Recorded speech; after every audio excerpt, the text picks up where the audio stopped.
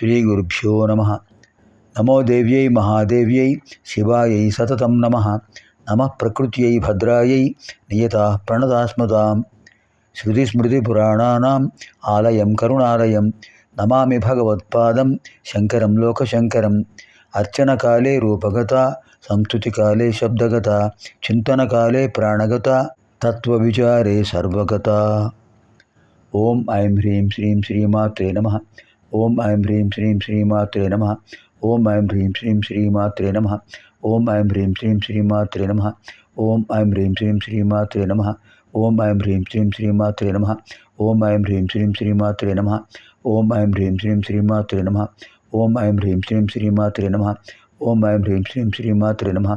ఓం ఐం హ్రీం శ్రీం శ్రీమాత్రే నమః. కామరాజగూటంలో ద్వితీయ బీజాక్షరం, తృతీయ బీజాక్షరం కకారంతో ఉన్న మంత్రాలు నిన్నటి వరకు 7 మంత్రాలు పూర్తి చేశాం. ఇప్పుడు 28వ శ్లోకంలో 5 మంత్రాలు ఉన్నాయి. కరభోరు కళానాథ ముఖీ కచచిదాంబుద కటాక్షస్యంది కరుణా కపాలి ప్రాణనాయిక. కరభోరు కళానాథ ముఖీ కచచిదాంబుద కటాక్షస్యంది కరుణా కపాలి ప్రాణనాయిక.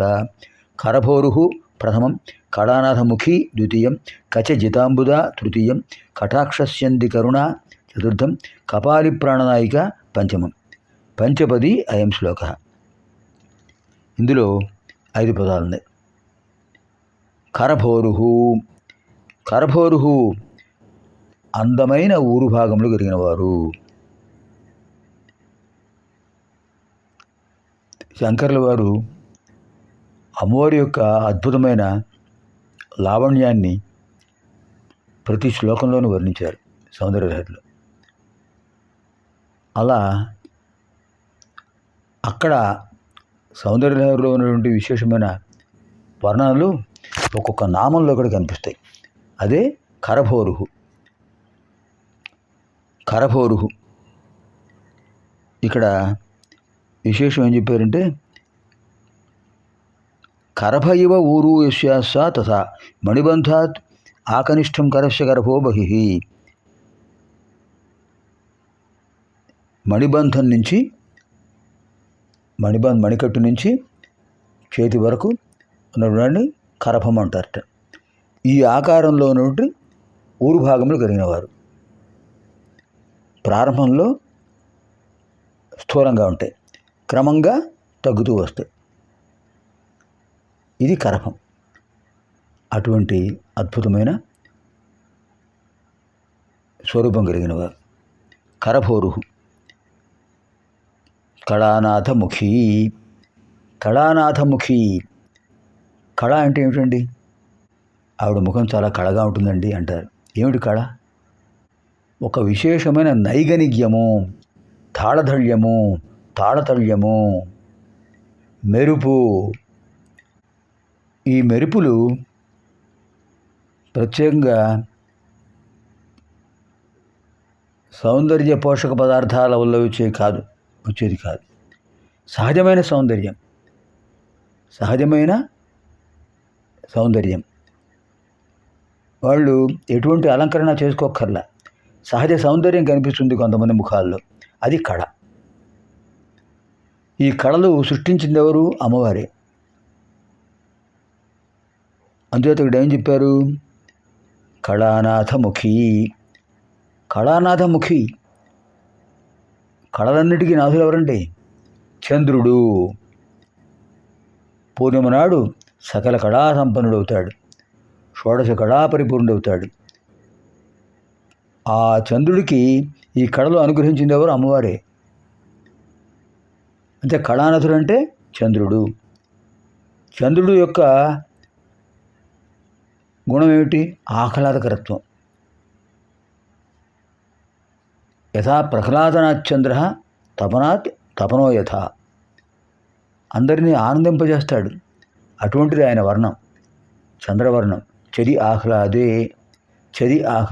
చది అనే ధాతువులోంచి వచ్చింది చంద్ర. ఆహ్లాదకరమైన వర్ణం కలిగిన వాడు ఆయన. కళలకు నాథుడు, చతుషష్ఠి కళలకు నాథుడు, షోడశ కళా పరిపూర్ణుడు. ఆ కళానాథుడి యొక్క ముఖం ఎంత ఆహ్లాదకరమో దాన్ని అధిగమించిన ఆహ్లాదకరత్వం అమ్మవారి ముఖంలో ఉంది కనుక కళానాథముఖి. ఇంకా కచజితాంబుద. కచజిత, కచ అంటే కేశం, కేశపాశం. అమ్మవారి యొక్క కేశపాశం చాలా అద్భుతంగా ఉంటుంది. కొంతమంది చూడండి సహజ సౌందర్యం ఉంటుంది కేశాలు, వేరే అలంకరణ ఏం చేసుకోక్కర్లా, సహజ సౌందర్యం. దట్టంగా ఉంటాయి కేశాలు. ఆ జడ వేసుకుంటే చివరి దాకా ఉంటుంది, చివర మూలాధార చక్రం వరకు ఉంటుంది. అది సౌభాగ్య చిహ్నం. ఇక్కడ ఒక ధర్మ విశేషం తెలుసుకోవాలి. భర్త జీవించి ఉండగా భార్య జుట్టు కత్తిరించుకోవడం అనేది దౌర్భాగ్య లక్షణం. అంతకంటే వేరే చెప్పక్కర్లే. అలాంటి దుర్గుణాలు ఉండకూడదనేటటువంటి ఒక గొప్ప సందేశమే ఈ మంత్రంలో ఉంది. కచజిత అంబుద. కచజిత అంబుద. అంబుద అంటే ఏమిటి? మేఘం. అంబు అంటే నీరు. అంబు దదాతీతి అంబుద. నీటినిచ్చేది మేఘం. నీటితో కూడిన మేఘం ఎంత నల్లగా ఉంటుంది? అంత నల్లగా ఆ నలుపుతనాన్ని జయించినటువంటి కచ, కేశ సౌందర్యం కలిగిన వారు. అమ్మవారి యొక్క కేశపాశం నల్లగా మేఘాన్ని అధిగమించిన నీలవర్ణంలో ఉన్నాయి. అమ్మవారి కేశపాశం ఉంది కనుక కచజిత అంబుద. మేఘవర్ణాన్ని అధిగమించినటువంటి నీలవర్ణానికి నీలం కాదు ఇక్కడ, నలుపు. నీలవర్ణ కేశపాశ సహిత జగన్మాత. కచజితాంబుద. కటాక్షస్యంది కరుణ. కటాక్షస్యంది కరుణ. స్యంది అంటే అనుగ్రహ రూపం. కటాక్ష అంటే ఏమిటండి? కట అంటే చివరి భాగం, అక్ష అంటే నేత్రం. అక్షము యొక్క చివరి భాగం కటాక్షం. అమ్మవారు అనుగ్రహిస్తే ఒకసారి అలా చూస్తారు. క్రీగంటి చూపు అంటారు. క్రిందు కన్ను చూపు. క్రిందు కన్ను క్రీగన్ను. క్రీగంటి నుంచి వచ్చే చూపు క్రీగంటి చూపు. అమ్మవారు అనుగ్రహిస్తే ఆ క్రీగంటి చూపు వారికి భాగ్యరాశిని కలిగిస్తుందట. అది కటాక్షం. ప్రత్యక్షంగా అలా చూడరు అమ్మవారు.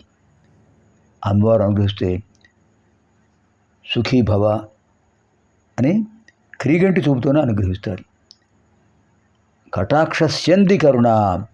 అమ్మవారి యొక్క క్రీగంటి చూపులోంచి సంధి ప్రవహిస్తున్నటువంటి కరుణ, దయారసం, దయా ప్రవాహం అమ్మవారి యొక్క క్రీగంటి చూపులోంచి మనపై ప్రసరిస్తుంది.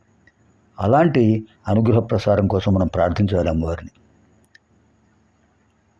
కపాలి ప్రాణనాయిక. ఎవరండి కపాలి? కపాలమాల ధరించిన వాడు ఎవరండి? పరమేశ్వరుడే.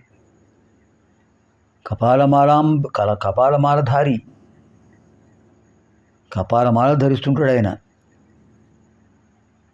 భస్మభూషిత విగ్రహ. భస్మం అలంకరించుకుంటాడు, కపాలమాల ధరిస్తాడు, సర్పాలు ఆయన ఆభరణాలు.